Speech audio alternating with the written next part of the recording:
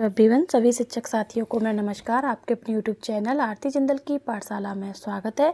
तो साथियों, आज मैं आपके साथ क्लास 5th की हिंदी की शिक्षण योजना पहले पार्ट, जो कि हमारा स्टार्टिंग अप्रैल माह की हमारी चल रही हैं, वो मैं आपके साथ शेयर कर रही हूँ। तो सबसे पहले हम देख लेते हैं 4 कॉलम हमें एज इट रखने हैं। तो हम टाइम वेस्ट ना करते हुए सबसे पहले लर्निंग आउटकम देख लेते हैं। बच्चे हिंदी भाषा के प्रति रुचि रखते हैं। बच्चे हिंदी भाषा को समझते हैं तथा अपनी बात अपने शब्दों में कह सकते हैं। बच्चे कविता को अपने शब्दों में हाव भाव के साथ सुना पाएंगे। इस कविता के माध्यम से बच्चों को स्पष्ट हो जाएगा कि ईश्वर की महिमा प्रकृति के किन किन रूपों में दिखाई देती है। प्रकरण है हमारा विमल इंदु की विशाल किरणें।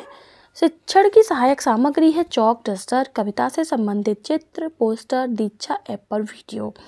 सीखने सिखाने की प्रक्रिया व गतिविधियां में है वही 4 कॉलम रहेंगे। तो सबसे पहले हम देख लेते हैं शिक्षण की शुरुआत में। समय रखा है 5 मिनट। आकलन का तरीका है सहभागिता देखकर व सुनकर। तो शिक्षिका कक्षा में बच्चों को सहज बनाने के लिए चांद, तारे, सूरज, सागर, पर्वत आदि के चित्र दिखाते हुए उनसे बातचीत करेंगी।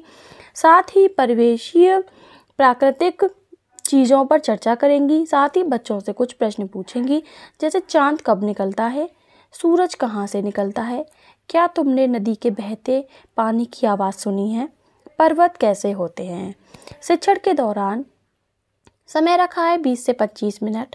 आकलन का तरीका है प्रतिक्रिया एवं सहभागिता देखकर। तो शिक्षिका कविता का उच्च हाव भाव तथा उतार चढ़ाव के साथ सस्वर वाचन कराएंगी। कविता में आए शब्दों का अर्थ समझाते हुए पूरी कविता का भावार्थ समझाएंगी। बच्चों के साथ समूह में चर्चा करेंगी कि चांद कब कब दिखाई देता है, चांद की किरणों की विशालता का वर्णन, सागर की लहरों व नदियों का वर्णन, प्रभु की दया का वर्णन।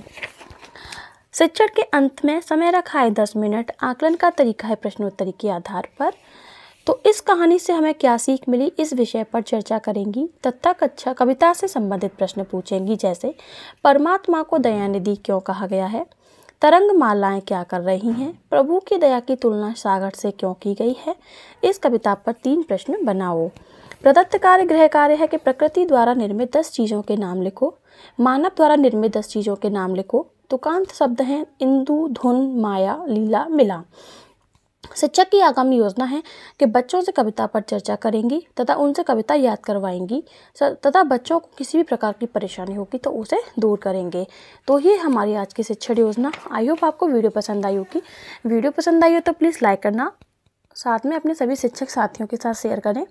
और इसकी जो PDF है वो आपको इसके डिस्क्रिप्शन में प्रोवाइड करा देंगे हम, तो वहाँ से आप इसको डाउनलोड कर लेना। और आपको जिस विषय पर टॉपिक पर किसी भी सब्जेक्ट से रिलेटेड आपको अगर टीचिंग प्लान चाहिए 1 से लेकर 5th तक क्लास तक का, तो वो आप कमेंट में कमेंट कर दीजिएगा। तो उसकी टीचिंग प्लान हम जल्दी से जल्दी प्रोवाइड कराने की कोशिश करेंगे। तो तब तक के लिए धन्यवाद।